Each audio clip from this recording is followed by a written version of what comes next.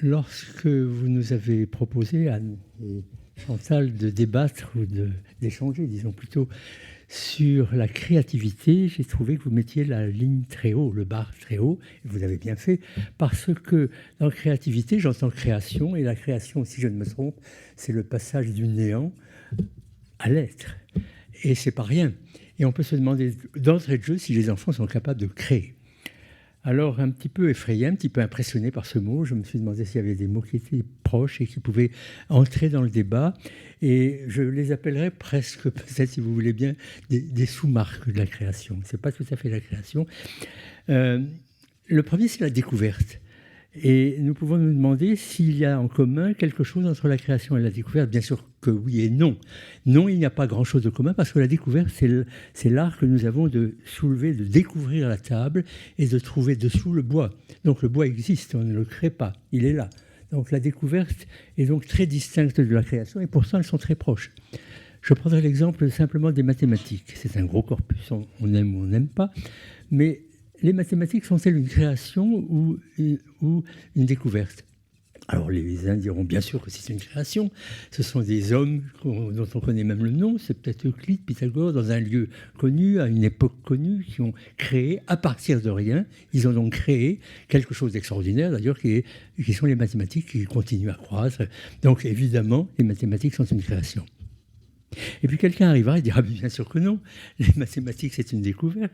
Les mathématiques existent depuis le milliardième de seconde de la création du monde, puisque les lois qui ont gouverné la création du monde véritablement sont des lois mathématiques. Si je prends deux objets qui sont à distance, tout le monde sait qu'ils agissent entre eux par une loi qui est en 1 sur la distance au carré. La distance au carré, c'est une équation, ce sont des mathématiques. Donc, les mathématiques existent dans la nature, dans l'univers, depuis toujours. Et c'est donc une découverte, nous les découvrons. Mais en fait, les mathématiques sont l'armature même de la création et nous nous contentons de les découvrir. Vous voyez que ce n'est pas si simple de distinguer les mots. Et enfin, la deuxième sous-marque, si j'ose dire, un niveau encore un petit peu au-dessous dans la hiérarchie, ça sera l'innovation. Alors l'innovation, ce n'est pas une création, en principe, ce n'est pas une création, ce n'est pas une découverte, c'est une amélioration, peut-être. C'est un changement, en tout cas, de ce qui existe. L'innovation sera peut-être de faire des voitures électriques ou après des voitures à moteur thermique. Ou bien peut-être qu'on pourra dire que Turner et Monet innovent en créant une nouvelle façon de peindre qui vient changer celle qui était avant. Donc voilà 3 mots auxquels nous pouvons penser dans ce débat, qui sont, je répète, la création, c'est très noble, la découverte et l'innovation. Alors, je posais tout à l'heure, dès l'entrée de jeu, je me disais, est-ce que les enfants peuvent créer ? Est-ce qu'ils sont capables de créer ? Certains diront, mais non, voyons, les enfants, si je les prends à 4 ou 5 ans, ils sont juste capables de répéter ce qu'on leur dit, de bagouiller quelques mots, et c'est tout. Je pense véritablement, et je pense que vous êtes comme moi, que non, que les enfants que oui, les enfants sont capables de créer. Et il suffit d'avoir un exemple pour être sûr que c'est vrai. Nous voici dans une école, des Yvelines, il y a une quinzaine d'années à peu près. Il y a là une maîtresse extraordinaire que j'ai beaucoup admirée. Et la maîtresse, en effet, nous sommes en juin, il fait beau, et la maîtresse, dans la cour, le matin, a fait un petit cercle à la craie sur l'asphalte de la cour. Et elle a invité Philippe a entré dans le petit cercle et elle a demandé à Sylvie de dessiner à la craie l'ombre de Philippe. Et puis vous devinez la suite, à 9h, on est revenu, c'est un autre enfant qui a dessiné, mais l'ombre toujours de Philippe. C'est Philippe qui est dans le cercle. Et toujours, à tous les heures, c'est Philippe qui est dans le cercle. Très bien. Et moi, j'arrive à 5h peut-être, et la maîtresse dit aux enfants, allons les enfants, nous allons dans la cour, et on redécouvre ce dessin que les enfants avaient d'ailleurs plus ou moins oublié. Et la maîtresse dit, qu'est-ce que vous voyez ?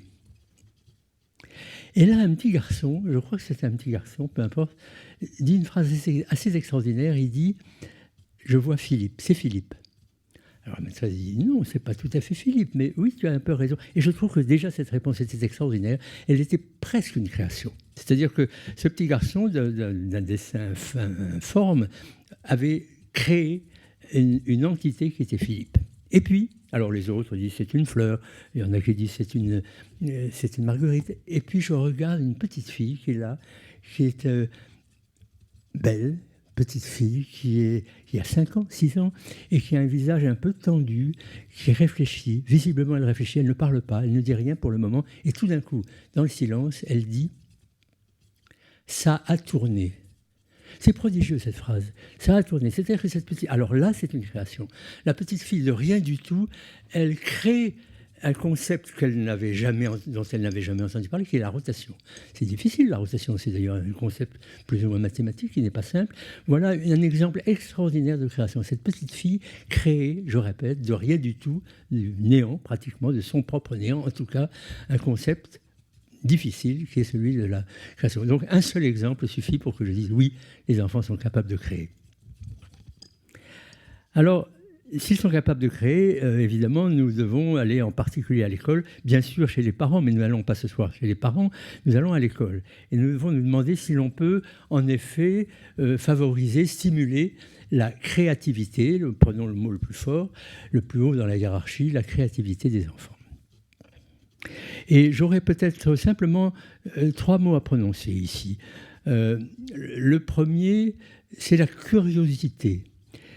La curiosité, c'est un beau mot, il vient de cura, le latin, le soin que nous portons, faire une cure, ou le curé qui porte soin à ses ouailles, ou bien le take care en anglais. Donc, il y a dans le mot curiosité d'abord une empathie, il y a un désir d'aider, d'aimer, et qui va au-delà, qui est si j'ai envie d'aimer, et que on y entend un peu d'écologie aussi, si j'ai le désir d'aimer, je suis évidemment curieux, je veux aller plus loin.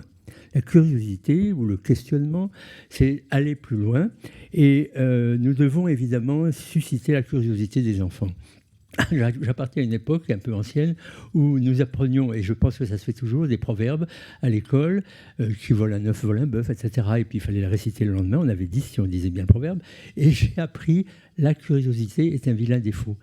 Et j'ai dû avoir 10 sur 10 en disant ça. Je suis honteux un petit peu d'avoir dit ça. Aujourd'hui, je dis la curiosité est une merveilleuse vertu. Alors, on disait ça parce qu'on pensait à la curiosité un peu malsaine. Mais la curiosité, en fait, pour les enfants, va être un moteur extraordinaire pour progresser et pour aller vers la créativité. Alors, nous pouvons penser à diverses formes de curiosité. Il y en a beaucoup sûrement, mais il y en a au moins 2. Moi, j'en vois 2. Une curiosité que j'appellerais celle du quoi. Et une curiosité celle que j'appellerais celle du comment ou du pourquoi, comme vous disiez Anne. Alors le quoi, c'est simplement je suis curieux d'enrichir mon savoir. Et si je suis devant un arbre et avec quelqu'un, je vais lui demander comment s'appelle cet arbre. Il me dira c'est un être. Alors voilà, j'aurais enrichi mon savoir. Et d'un mot, c'est important. Je ne dis pas du tout que cette curiosité-là n'est pas importante, mais elle ne conduit pas véritablement à créer. Alors l'autre curiosité est beaucoup plus ambitieuse. C'est celle quand je suis devant l'arbre, c'est pas seulement de demander son nom, c'est de me dire mais comment cet arbre est-il là? Pourquoi est-il là? Comment ces feuilles sont-elles vertes? Le bois, d'où vient-il? Est-ce qu'il vient de l'air ou est-ce qu'il vient du sol? Etc. etc. Me poser toutes les questions possibles et qui sont encore inconnues pour moi sur l'arbre. Il y a un petit garçon qui s'appelait Léonard. Son nom de famille, c'était Vinci, figurez-vous, et il était, je crois, très curieux. Et alors, il était connu pour se promener quand il avait peut-être 4-5 ans, avec son oncle Francesco, et il bombardait son oncle des fameux « Dis-moi Francesco ». Et alors, il posait donc des questions tout le temps à son oncle, mais il ne posait pas des questions du premier ordre. Il posait la question que je viens d'appeler du second ordre, c'est-à-dire, si par exemple des oiseaux volaient au-dessus d'eux, il disait « Dis-moi Francesco ». Comment ils font les oiseaux pour voler? C'est bien différent que de dire « dis-moi le nom de ce... dis-moi que c'est un merle ou une hirondelle ». Comment ils font les oiseaux pour voler? Et vous voyez que cette question emmène Léonard, d'ailleurs il le prouvera bien amplement, vers en effet aller plus loin. Si je pose la question et que j'ai un peu une réponse, peut-être irai-je vers l'invention d'une machine à voler, etc. Voilà donc ce que c'est que cette curiosité-là. Et je la crois évidemment essentielle à l'école. Et au lieu de dire que la curiosité était un vilain défaut, il faut évidemment, je crois, que le professeur pousse l'enfant à poser des questions. Alors, ce n'est pas si simple. C'est facile à dire, mais ce n'est pas forcément facile à faire, parce que si l'enfant pose des questions, il est très possible que moi, professeur, enseignant, instituteur, je n'ai pas la réponse. Et ceci peut me mettre dans une situation un peu difficile. On voit bien que c'est facile d'y dire ici, les enseignants doivent pousser les enfants à poser des questions, mais ce n'est pas si simple que ça, nous pourrons en reparler. Et ça va si loin que dans les dictatures, eh bien, il est souvent interdit de poser des questions. Je connais bien le problème de la Chine. Il y a eu une histoire intéressante que je pourrais vous raconter tout à l'heure si vous voulez, mais qui montre que poser des questions est quelque chose qui va très loin et qui peut être même très, très gênant pour un dictateur, par exemple. Donc, le premier mot, c'était la curiosité. Le deuxième mot, c'est l'imagination. L'imagination, c'est-à-dire l'art que je possède ou que je ne possède pas du tout, de faire une image de ce que je ne connais pas. Derrière ce mur, là-bas, qu'est-ce qu'il y a derrière ce mur? Je ne sais pas, moi. Et je peux en rester là, je peux passer devant le mur et ne me poser aucune question. Mais derrière ce mur, il y a peut-être une autre salle, il y a peut-être une rue, il y a peut-être un océan, il y a peut-être une montagne. Je ne sais pas. Je ne sais pas, mais je veux me faire une image de ce qui est derrière le mur. Et probablement, comme il y a tellement de possibilités, probablement mon image sera fausse. Mais ce n'est pas important qu'elle soit fausse. Et ce qui est important, c'est que je me fasse une image. J'ai envie ici de retourner en Italie. Vous voyez, l'Italie c'est un pays que j'aime beaucoup, et de convoquer Galilée. Alors Galilée, bon, nous connaissons tous l'histoire, un procès qui est malheureux, il n'aurait pas dû être condamné, mais enfin le procès est un tout petit peu plus intéressant qu'on le dit souvent, parce que au fond, on savait assez bien que la Terre tournait. Il fallait simplement arranger cette affaire avec une phrase biblique, mais on le savait vaguement, et on demandait au fond à Galilée de dire que c'était une hypothèse. Les juges lui disaient, mais monsieur Galilée, vous êtes le premier à dire qu'il faut démontrer les choses. Vous avez lâché deux boules, une lourde et une légère, elles sont tombées en même temps, vous avez démontré la loi de la chute des corps. Mais pourquoi? Dites-nous que c'est une hypothèse. Et Galilée, qui était, je crois, un petit peu orgueilleux, dit non, elle tourne. Non, elle tourne. Bon. Et certains pensent que si Galilée avait dit oui, c'est une hypothèse, il est fort possible qu'il n'aurait pas été condamné. Alors, mon imagination à moi, elle est après. Galilée rentre chez lui et il se dit, après tout, ils ont un peu raison, il faudrait peut-être que je me fasse une image de cette rotation, pour que j'ai une explication, que j'ai une image. Nous sommes véritablement là, maintenant, dans l'imagination de Galilée, telle que je l'invente, j'avoue. Mais Galilée, non, je ne l'invente pas complètement, parce que Galilée se dit, oui, ils ont raison, je dois me faire une image, comment puis-je montrer que la Terre tourne? Et alors, il a cette image, je vous la donne en 2 minutes, il se dit, si la Terre tourne, alors elle tourne dans un sens, ça va par exemple, disons, du Brésil au Sénégal, et tout tient à la terre, les montagnes, tout ça, ça tient, mais il y a quelque chose qui est l'eau, qui ne tient pas, qui ne demande qu'à glisser, et par conséquent, si la terre tourne dans ce sens-là, l'eau va partir vers le Sénégal. Et par conséquent, il y aura une marée haute au Sénégal, une marée basse au Brésil. Et puis, quand l'eau sera montée très haute, elle reviendra en arrière parce qu'il y en a trop, et il y aura maintenant une marée basse, ce sera le contraire. C'est exactement ce qui se passe quand, avec un archer, je tire sur un violon, je tire une corde, la corde se tend vers l'endroit où je la tire, puis à un moment où elle est tellement tendue qu'elle revient en arrière, et mon archer a beau aller tout droit, la corde se met à vibrer. C'est ça l'imagination. Voilà que Galilée donc imagine, et vous savez très bien que c'est faux, puisqu'il faudra 2 siècles de plus que Galilée, pas très loin d'ici, pour qu'on démontre que la Terre tourne. C'est pas l'imagination, mais au moins Galilée vient, dans mon idée en tout cas, d'imaginer et d'aller plus loin que le mur. Vous voyez, il y a un mur et je vais plus loin. Donc je crois que ces 2 thèmes, il y en aurait beaucoup d'autres à évoquer, et je pense que ce soir il y en aura beaucoup d'autres, mais la curiosité doit être stimulée, la curiosité des enfants, les enfants poser des questions, aller plus loin que votre regard terne sur le mur, allez au-delà du mur, faites une hypothèse, imaginez, quitte à ce que votre imagination vous amène à quelque chose de bon, peu importe, votre esprit aura fonctionné pendant ce temps-là. C'est les 2 mots, et j'en ai un dernier, qui est tout simplement la morale. C'est-à-dire qu'il me semble qu'on ne peut pas parler de créativité, d'inventivité, d'innovation, etc., sans penser tout de suite au bien et au mal. Ce n'est pas possible. Nous ne pouvons pas nous contenter de dire qu'il faut que les enfants innovent, il faut qu'ils innovent pour le bien. C'est un lieu commun évident de dire que les innovations peuvent être bonnes ou mauvaises. Il semble qu'il y en a qui ne sont que bonnes. Il me semble que quand Beethoven écrit une symphonie, alors c'est une création extraordinaire. Ça, c'est une création. Ça vient de rien et c'est une symphonie. Et alors, là, on peut dire que c'est une création qui est infiniment bonne. De même, pourra-t-on dire que la création du langage est une chose absolument merveilleuse, sauf évidemment quand je reçois une volée d'insultes, c'est peut-être pas très bon pour moi leur langage, mais évidemment que le langage est une invention extraordinaire quand un homme pour la première fois ou une femme, j'ai envie de penser que c'est plutôt une femme parce que les femmes sont plus imaginatives, pour la première fois a posé un mot sur un objet. Ça a été le début du langage et incidemment le début de la science. Donc voilà, je crois que nous devons penser à ça sans arrêt quand on parle de création. Il y a des créations qui sont bonnes, il y a beaucoup que j'ai cité Beethoven, mais la plupart des innovations et des créations et des découvertes sont mixtes. Elles peuvent être bonnes, elles peuvent être mauvaises. Quand M. Nobel crée la dynamite, évidemment que c'est une chose merveilleuse parce qu'on peut créer des tunnels, et évidemment que c'est une chose atroce puisque ça tue, et nous le savons bien actuellement.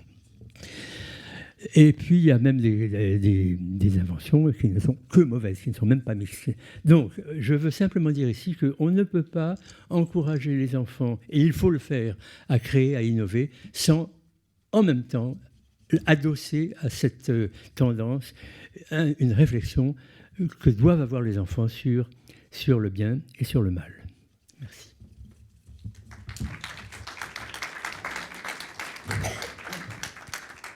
Merci beaucoup. Plein de science et d'expérience à la fois. C'est à vous. Merci. On vous laisse la parole.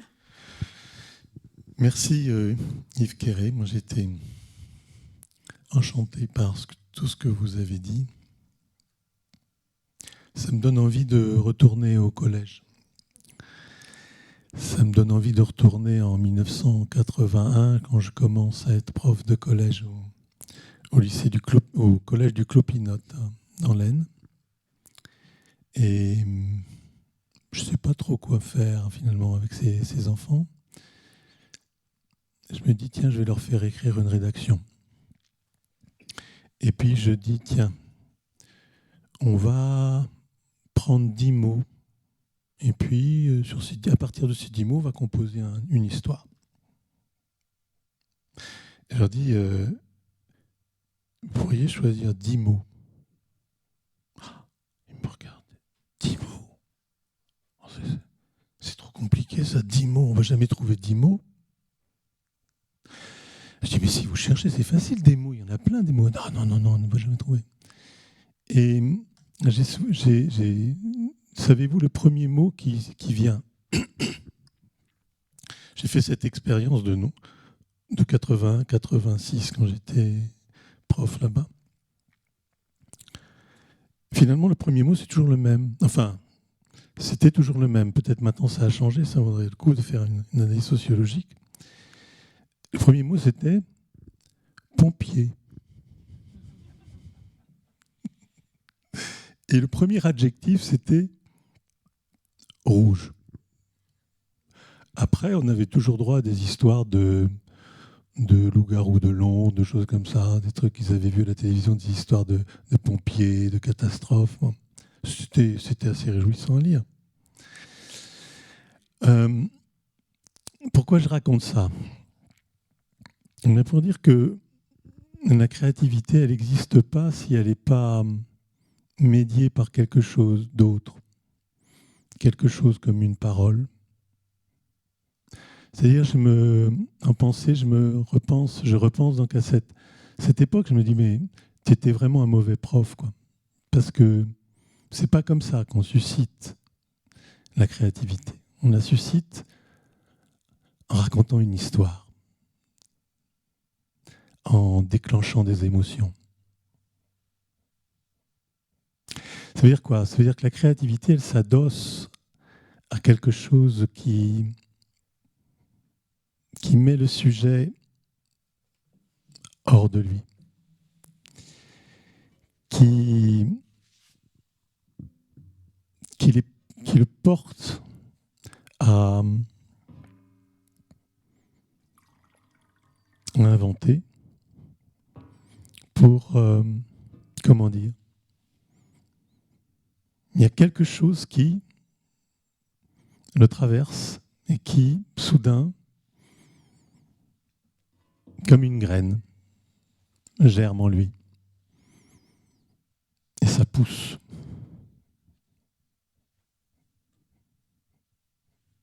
Cette chose, moi, je pense que c'est la définition même de la culture et de l'enseignement. Enseignement, ça vient de enseignement. Le signe, c'est le sème en grec.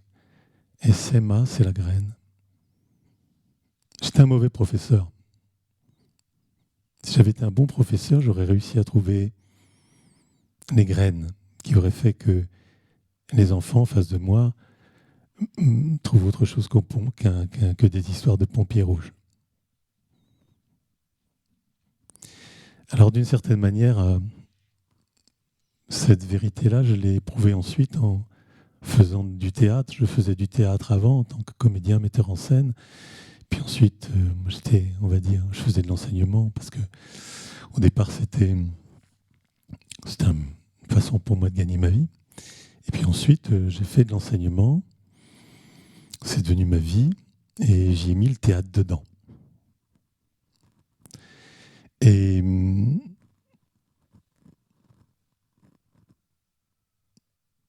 là, j'ai pu rencontrer cette vérité-là que j'essaie de formuler devant vous. À savoir que, à certains moments, l'enseignement devient une expérience.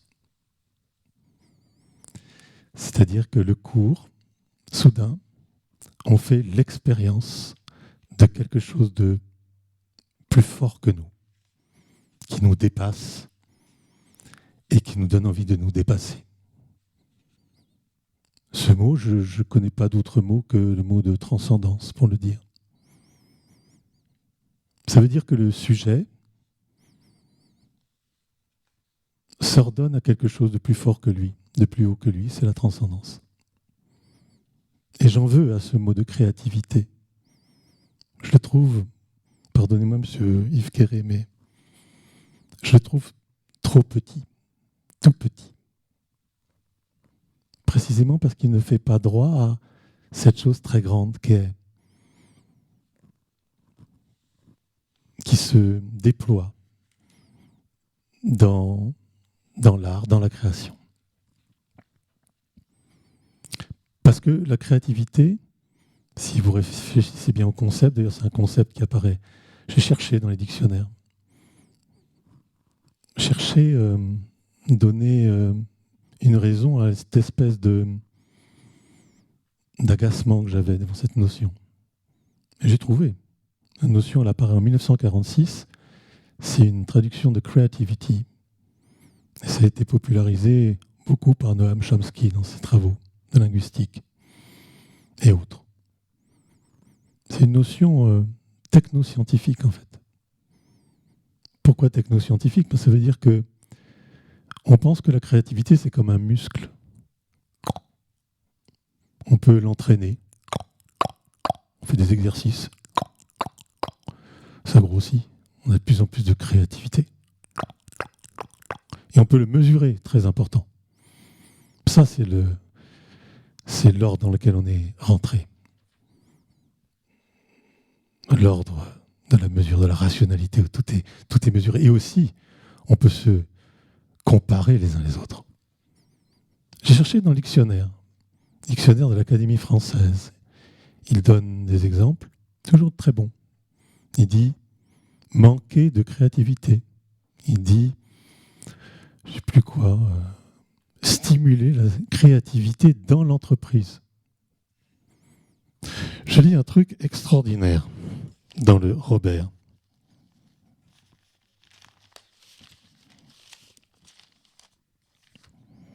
cet exemple. Les solutions sont très faciles, ces solutions sont très faciles d'accès, mais ne laisseront pas beaucoup de place à la créativité en termes d'interface.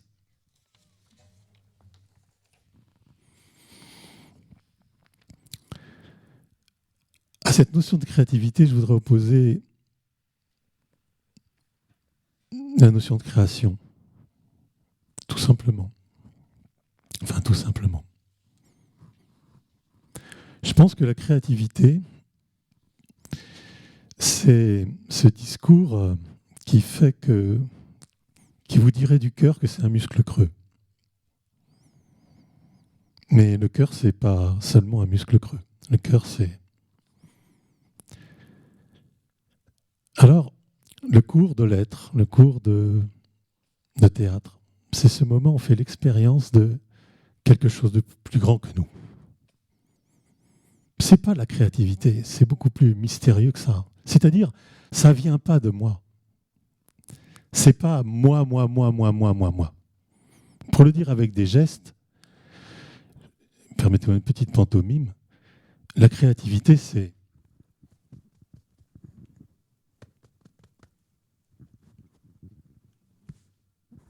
Mais la création, pour moi, c'est pas ça. La création, c'est...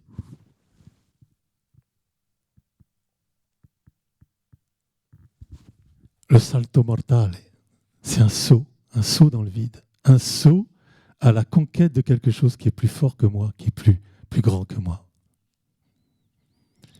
Et je suis en colère contre l'école, parce que je trouve que l'école de moins en moins donne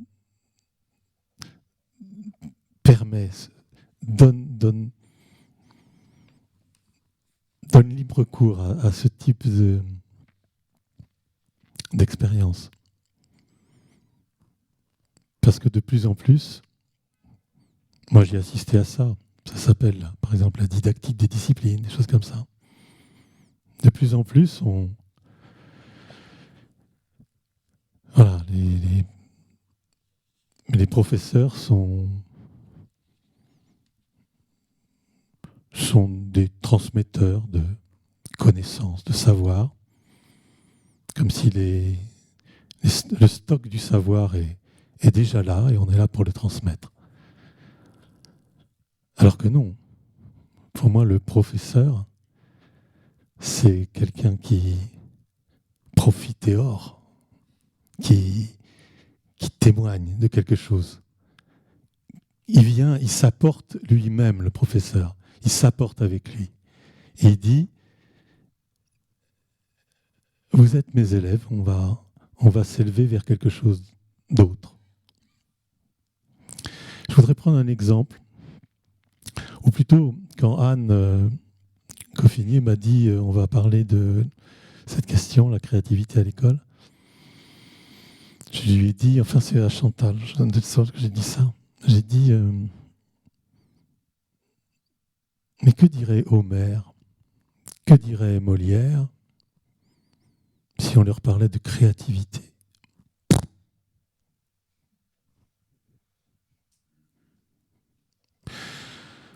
Dernièrement, je lisais, j'ai travaillé un peu Jean Genet, et je lisais ses œuvres de prose, sa correspondance.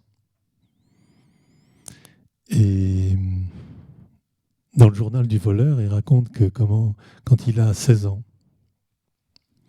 il a été enfermé pour son deuxième larcin. Soit dit en passant, vous savez que à l'époque, en 1947, quand on était condamné 3 fois pour un larcin, même mineur, on pouvait être condamné, vous savez, à la perpétuité. Et la perpétuité avait remplacé le bagne. On n'est pas si loin de Victor Hugo et de Jean Valjean. Bref, il a 16 ans, Jean Genet, et c'est un très bon élève. Il a eu son certificat d'études, tout ça. Mais il est à la Maîtrais, dans ce collège de redressement, et il va à la bibliothèque. Et là, il tombe sur un livre, c'est les poésies de Ronsard. Et c'est un éblouissement, un enchantement incroyable. Soudain, voilà une parole qui le tire de lui-même, mais qui, d'une certaine manière,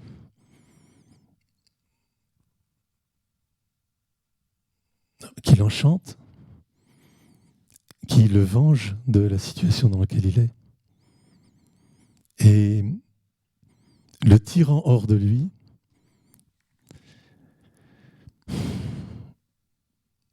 agit comme un catalyseur. Et jusqu'au bout, il dira ceci: quand j'écris toujours pour répondre à Ronsard.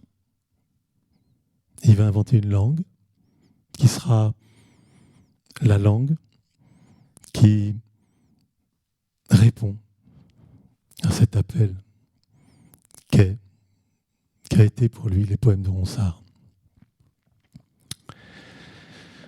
Un autre exemple aussi que je pourrais tirer de Genet, dans sa correspondance, un jour, il y a un jeune type qui lui écrit. Il lui dit vous pouvez me conseiller, monsieur Genet, quel livre je pourrais lire? Et là, Genet, il dit ouais, il prend la chose très au sérieux. Il dit ouais, je te propose 3 livres. Ronsard, Chateaubriand et Victor Hugo, Les choses vues. C'est exactement le contraire de la didactique. C'est-à-dire, un bon didacticien dira commence par lire, je sais pas moi, Les Contes du Chat-Perché, ou on va commencer petit pour aller haut. Non. Genet pense le contraire. C'est-à-dire, tout de suite, il faut faire l'expérience de la grandeur. Tout de suite, il faut voler très haut. Voilà. Et donc, je ne sais plus où j'en suis au niveau du temps. Peut-être que je voudrais que je m'arrête, mais je ne sais pas. Je continue un petit peu. Quelques minutes. Et donc, voilà. Donc, j'en ai contre la créativité. Parce que je crois que ça ne fait pas droit à ce qui se passe vraiment. À ce que c'est que l'expérience de la culture. Et puis j'en veux évidemment. Et là, on va dire que je crache dans la soupe parce que toute ma vie, toute ma carrière, j'ai fait ce qui m'a plu. Enfin, j'ai fait ce qui m'a chanté à l'école. Et l'école m'a tout donné, hein. Comme disait le général Bijard de l'armée, m'a tout donné l'école. J'enseignais partout, tout ça. Et j'ai pu faire ce que je voulais. On a fait des spectacles, des choses inouïes. On avait des spectacles, 47 étudiants. Bon. Donc, il est possible de créer. Mais en même temps, je trouve que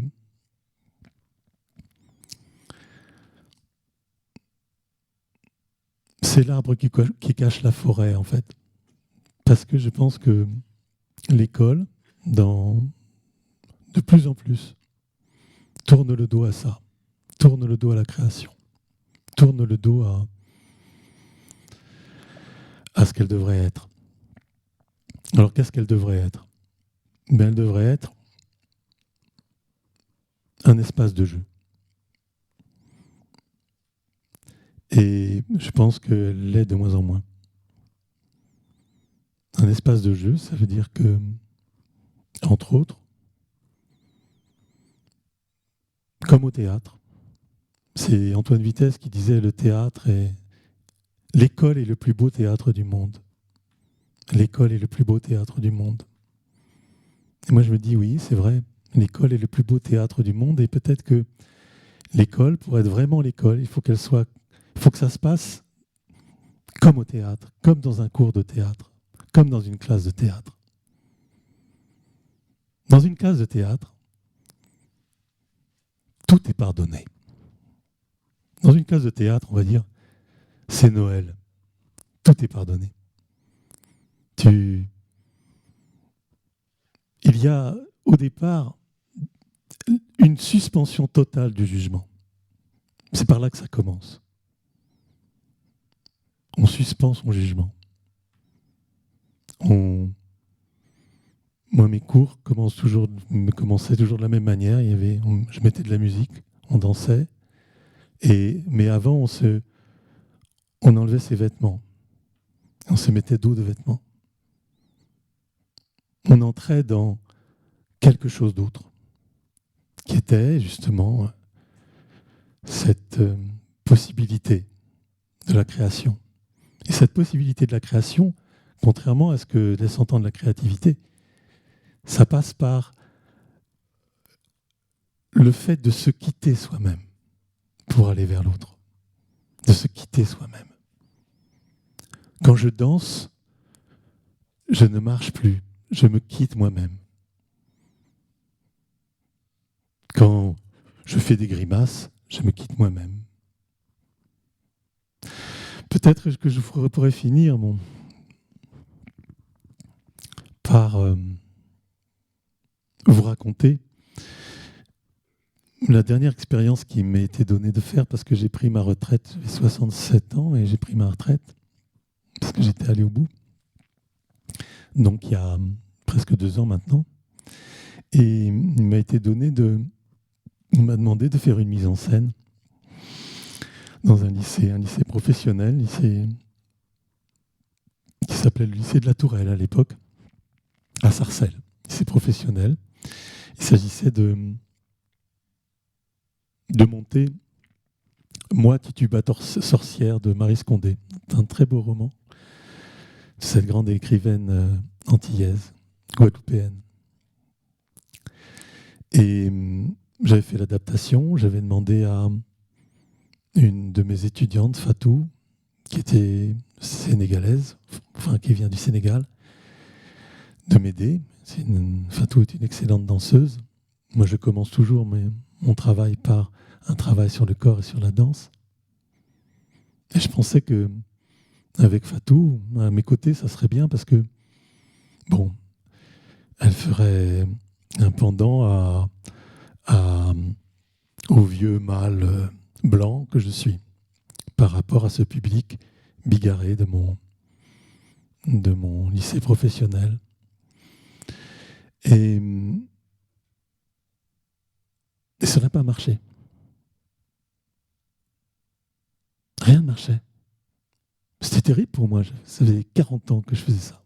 J'avais l'impression d'avoir des trucs, savoir. Je mets la musique, je mets de la danse, je donne des consignes. Rien ne marche. Rien ne marche. Les gosses m'opposent une indolence, une inertie incroyable. Oh Bertrand, je suis fatigué, oh non, je peux pas faire, ah non. Je dis, mais tu rigoles, je t'ai vu là sur le terrain de basket, tu sautais, tu étais agile, tu étais d'une beauté incroyable, et là tu n'es plus capable de rien faire. Ah non, je peux pas.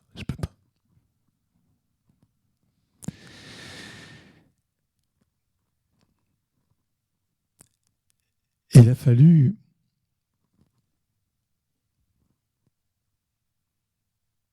aller jusqu'au mois d'avril.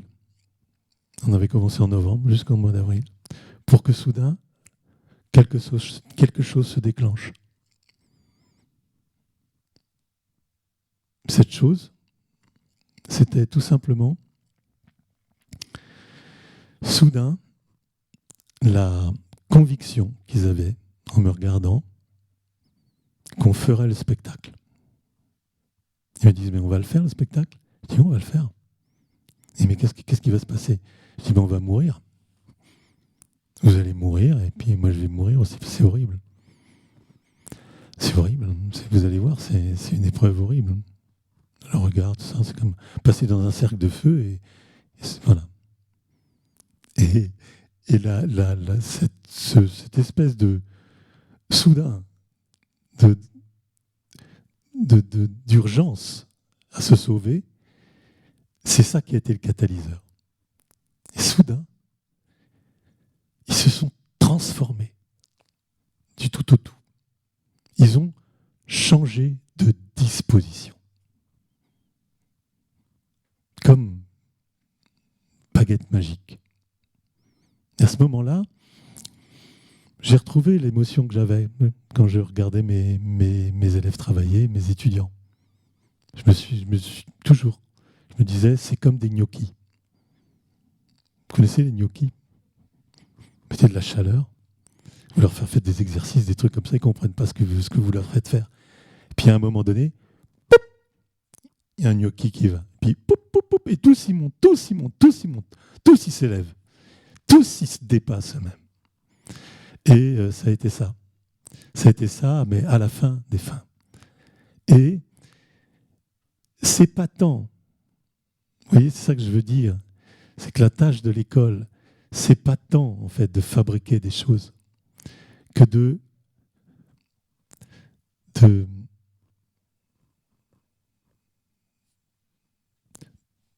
métamorphoser ces enfants, soudain de les convertir à autre chose, de leur montrer qu'il y a autre chose qui est possible.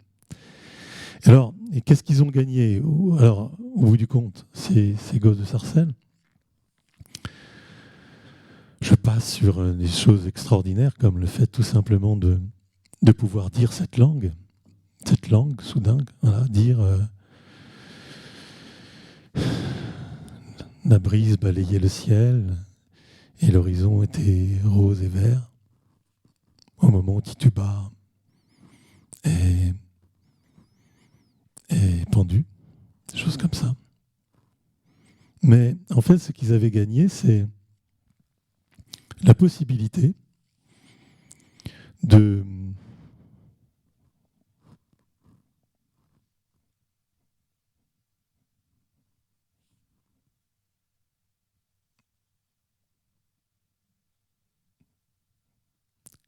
laisser tomber, comment dire, leur masque. C'est ça ce que j'ai compris, ce qui leur coûtait. Et c'était normal, ils avaient 14 ans, 15 ans, et ils n'avaient pas envie du tout de rentrer dans cette expérience. Je les brutalisais. Et 14 ans, 15 ans, c'est précisément le moment où on tient le plus qu'on peut à son identité. Et là, par la grâce de Marie Scondé, du travail qu'on avait fait, du spectacle qui était là, soudain, ils acceptaient de sauter, de faire le salto mortale, et de sauter au-delà de ce qu'ils sont eux-mêmes, au-delà de l'image qu'ils présentent d'habitude, et d'accepter de le faire déjà. C'est-à-dire que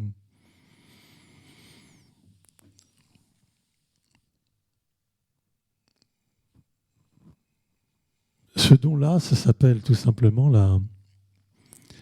la possibilité d'exister son existence, c'est-à-dire d'être.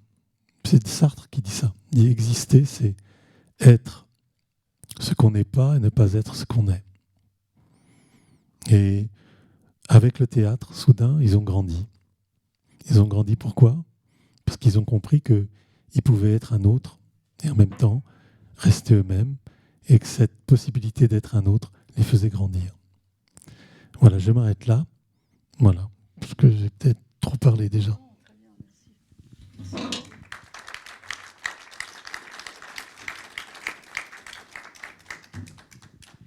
Très important, l'expérience de la vie, en fait. Je voudrais simplement dire quelques mots sur la création littéraire, en terminant par ChatGPT. Tout à l'heure, Yves Quéré l'a dit, notre création n'est pas une création ex nihilo. Nous ne sommes pas Dieu. Il n'y a que Dieu qui puisse créer ex nihilo. Alors, à partir de quoi créons-nous? Je pense que la création littéraire, c'est une création à partir du chaos, ce qui est très différent du rien. Le chaos, ce n'est pas le néant. Le chaos, c'est, on peut dire, il y a de l'être, mais cet être est indéterminé. Il n'y a pas des êtres, il y a de l'être. Oui. On peut dire que c'est ça le chaos, même si j'ai un physicien à côté de moi, donc j'essaye de parler avec circonspection.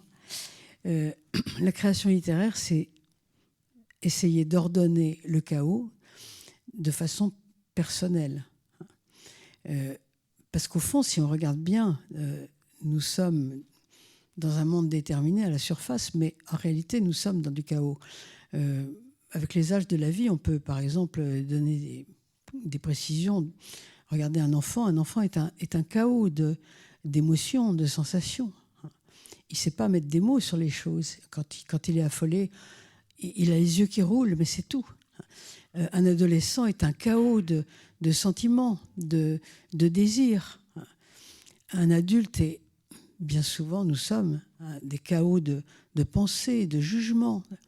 Et nous essayons constamment de mettre de l'ordre dans ce chaos. La création littéraire, c'est ça.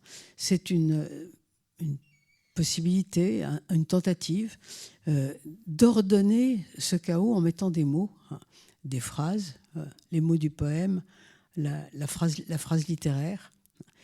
Et on s'aperçoit que cet ordonnancement du chaos, qui est un ordonnancement personnel, ne fait que refermer à moitié le chaos, puisque finalement le mot littéraire reste finalement le frère de ce chaos qu'il essaye de refermer. Regardez comme les mots sont hésitants, sont polysémiques. Regardez comme il y a de la folie dans les phrases, dans le mot. Et quelque chose qui vient au fond, la création littéraire un peu comme une cicatrice. Vous savez, la cicatrice, elle ferme la blessure, mais en même temps, elle révèle la blessure. Eh bien, la phrase littéraire, c'est un peu ça. C'est comme une cicatrice. Elle referme le chaos en ordonnant l'indéterminé, mais en même temps, elle le révèle parce qu'elle est tellement frêle. Vous voyez, elle est tellement folle.